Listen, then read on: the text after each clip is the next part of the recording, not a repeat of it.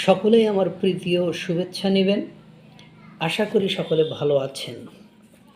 দেখেন, আমি কিছু বলতে চাই না, আমি খারাপ শব্দ ব্যবহারও করতে চাই না। কিছু কিছু কৃমি রোগী আছে যারা দেশটাকে যাতে রসাতলে দেওয়া যায়, এই যে আমরা আজ দেখছি পাকিস্তানে গণঅভ্যুত্থান হবে, এই ধরনের উস্কানিমূলক কথাবার্তা যারা বলেন তারা দেশকে ধ্বংসের দিকে নিয়ে যায়। বাংলাদেশের ব্যারিস্টার ফোয়াদ ওরফে টাকলা ফোয়াদ, তার অনুষ্ঠানে মাঝে মাঝে তার একক দলের অনুষ্ঠানে ডাক দিলে কুকুরও যায়, মানুষ সেখানে যায় না, আমরা সেগুলো দেখি। এর কাজ হলো সকাল বিকাল দুপুর ভারতের বদনাম করা, মিথ্যাচার করা।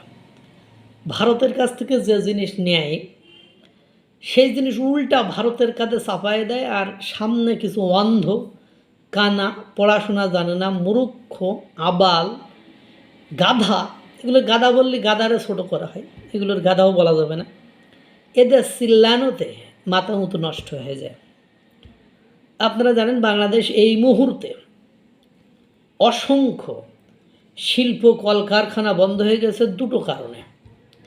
একটা হলো ডিজেল সংকট, একটা জ্বালানি সংকট, আর একটা হলো গ্যাস সংকট।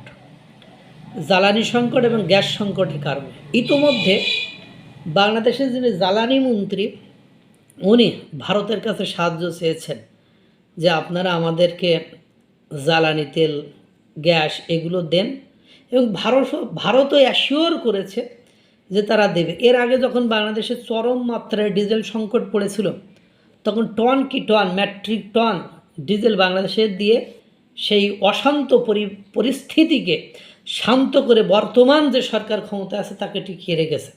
কে টিকিয়ে রেখেছে? এই ভারতই টিকিয়ে রেখেছে, এটা নিঃসন্দেহে বলা যায়।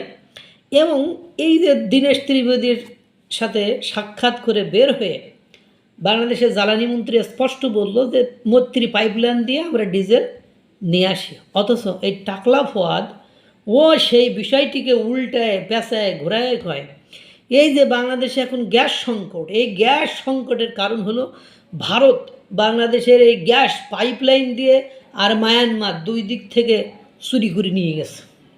নিয়ে যাওয়ার ফলে গ্যাস সংকট। আরে বেটা, গ্যাস চুরি করে নিয়ে যাওয়ার জিনিসে এই গ্যাস যদি যাইতো তার একটা রিপোর্ট থাকতো, তার একটা প্রমাণ থাকতো। ওই হালারপোতের কাছে কোনো রিপোর্ট থাকে না, কোনো প্রমাণ থাকে না।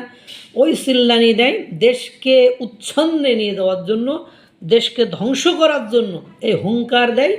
মানে কোনো জ্ঞান নেই, পড়াশোনা নেই, পরিচয় ব্যারিস্টারি, তা আইন নিয়ে কাজ কর, ওই নিয়ে রাজনীতি করতে যায়।